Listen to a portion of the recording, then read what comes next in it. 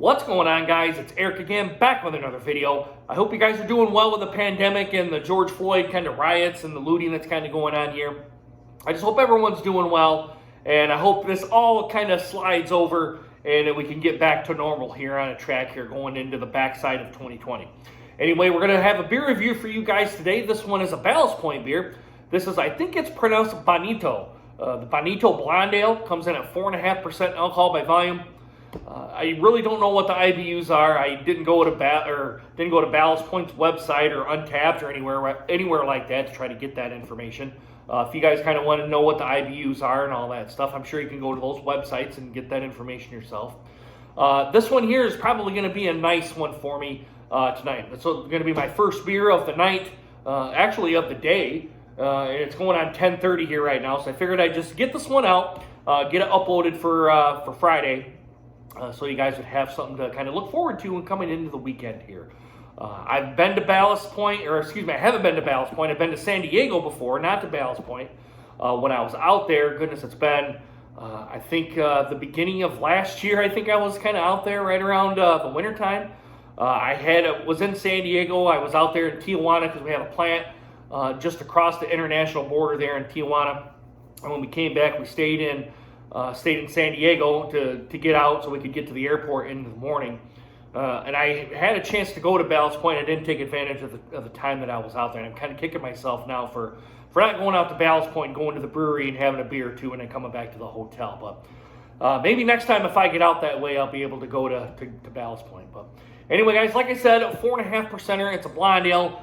Really should be something right into the wheelhouse, I would guess, for somebody coming right into a macro world and wanting to come into the world of craft beer. I think this is probably one of the first steps you would take. I don't know if it's the first step you would take, but it certainly could be if you're looking at a blonde ale or a golden ale.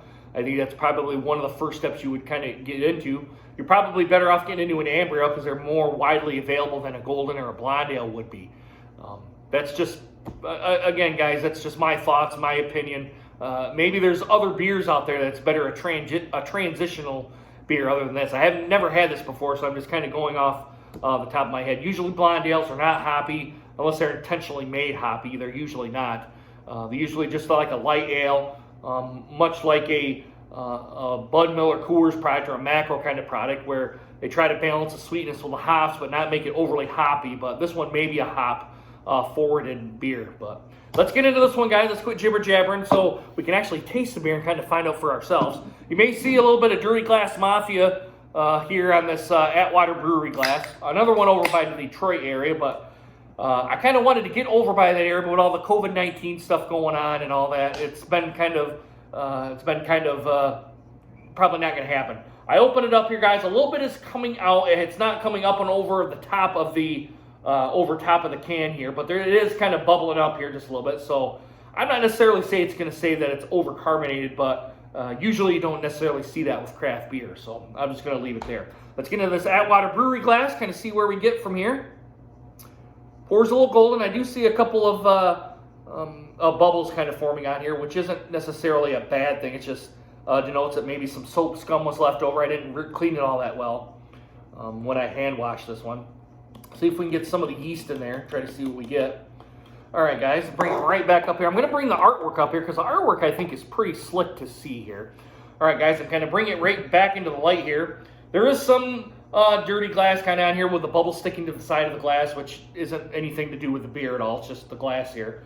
Looks kind of like your Bud Miller Coors style, that kind of deal. Not the light beer style. I would kind of guess or maybe even up into the malt liquor style here, where kind of the dark gold is the light's coming down into in here. There was some head on here. Now it's kind of reduced down. Now it's kind of more to a half a finger. Kind of put it to the finger, maybe a little bit, a finger and a quarter's worth of head.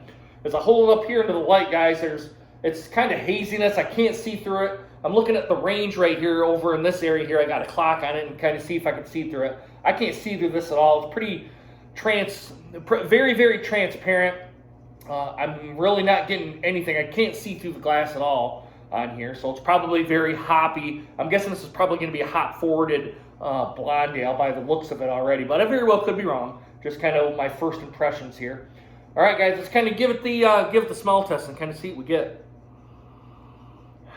kind of hop forwarded. I will say that I'm smelling the hops. Kind of more of the citrus style than it is the floral. I'm getting some of the grapefruits, the pineapples, all that sort of stuff. Your citrusy style fruits. There is some of the earthiness hops coming out here too with your grassiness, your lemons, limes, kind of that thing. But that's kind of more the citrus style more than it is the earthy style. But there is some earth style notes in here. A little bit of sweetness from the malts on this one. I'm guessing it's kind of maybe a little bit of, I want to say lavender, but I don't think it's lavender that I'm smelling here. Some kind of flower is kind of coming up into my nasal cavity. That's kind of what I'm thinking about here. I want to say it's lavender, but I don't necessarily know if that's true. But that's pretty much it. Getting your citrusy style hops. There's some floral hops in here. Maybe that's what I'm smelling. Some floral style hops instead of the earth style. Maybe they've kind of blended both into here into this blonde ale. But it is a little bit hop forward on the smell. But the big thing's the taste. Am I going to like it or am I not going to like it? So let's throw this down the gullet and see what we get here, guys. Bottoms up. Cheers.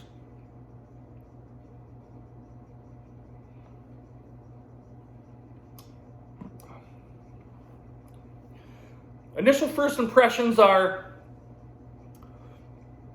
it tastes a little bit like a non-alcoholic beer. And the reason I say that is I'm getting a little bit of a sulfur type of taste to it. And I get that when I get the non-alcoholic beers, so I try to stop the fermentation process, and you get that a little bit of a ting or a tinge of, that's kind of the term I'm going to use, of the sulfur taste that I'm getting. I don't know, I've never tasted sulfur before, but that's kind of the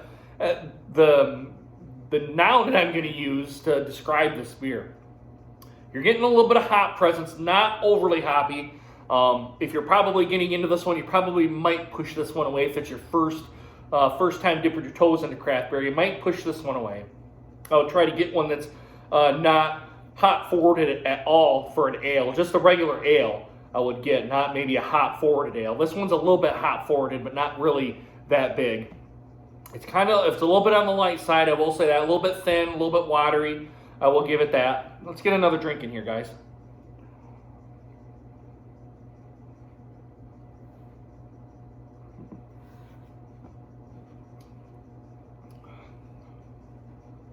You're tasting the ale yeast in here, not the lager yeast. That's pretty much all I'm getting. There isn't really any barley or hops, or excuse me, not any real barley or any other characteristic of the beer. It's a little bit hoppy, not overly hoppy to my taste buds, even though I've kind of been into craft beer just a little bit. But dipping your toes into the first one, you might push this one away. If you're kind of getting into I'll turn the can around here while I'm talking. If you're trying to get into a blonde ale like this one, try to find one that's not at all hoppy. That's just an ale, just a golden ale, and that's all it is. There's no hops in it. There's really nothing else that's kind of deter you away from it, or could potentially deter you away from it. This one's, I'm going to put decent in it. It's not great. It's not bad. I was going to say not good, but it's not bad. It's not great. It's decent. I will give it that. It's something that I would drink if someone gave me this beer to drink. Now, would I go out and buy a 6-pack of this or a 4-pack or whatever configuration this comes in? Probably not. I'm not digging it to that level. I would put this probably in the category of a B minus, B area, right around there. I would give it probably about an 83, a low B, just because it's a little bit thin, and the hoppiness, when I think of a blondie, I don't think of anything really hoppy, unless it kind of says on the outside a hoppy blondie, which I don't think this ever did. I didn't check a commercial description on it here, so I don't know if this is intentionally supposed to be a little bit hop forwarded or not. Yeah, I don't see anything on here other than the ABV and the fluid ounces on here. But when I kind of think of a blonde ale, I think of minimal hops in here, just enough to cut into the sweetness. Not really a hop forward kind of any presence on here. I'm getting a little bit of a hop forward presence. But maybe a lot of people that do a blonde ale, they kind of want to have a little bit of a hop forwardedness to it, instead of just doing a straight blonde ale or a straight golden ale on this one. It's just, I will put it to, it's not up to my craft beer standards. So my craft beer standards are, I'm not going to say they're the highest at all. Usually for me, beer usually comes into the B plus A minus A area for me to kind of really dig it, and me to kind of go back and grab a 6-pack of it, maybe even multiple times. This one just isn't up there for me. I'm not saying it's bad beer or anything. It's just not up to my taste standards. Let me put it that way, my taste standards. It's not up to that, level. But other people may like this. It's just, for me, it's just not. I'm going to give it the 83. I'm going to give it a B minus B, low B area, high B minus low B, kind of right around there. It's just not up to my taste standards. That's pretty much what it is. And Ballast Point makes good beers on a lot of their beers I kind of like. Just this one's just, I'm just not digging it. I'm just not digging it. But guys, let me know if you have had this beer before. Do you like it? Do you not like it? Is it something that you actually go out and buy 6-packs of? To me, it's not into my kind of wheelhouse, but it may be in yours. Let me know down in the comments below. Actually, and also hit that thumbs up if you like this video, and give it a thumbs down if you do not. Make sure you hit that bell notification and hit the subscribe button down below. I think I twisted those two things up, didn't I? Anyway, guys, if you had too much to drink, please get a designated driver, guys. It's stupid to drive home drunk. As always, guys, you're going to get pulled over by the cops if you do this. They're going to make you do that stupid-ass sobriety test. You get a free ride to jail, court fees, and then possible prison time. And then if you hit or kill somebody, you guys know you're going to be in the slammer for a while. And if you kill yourself, all you've done is hurt your family, friends, and put yourself 6 feet under, okay?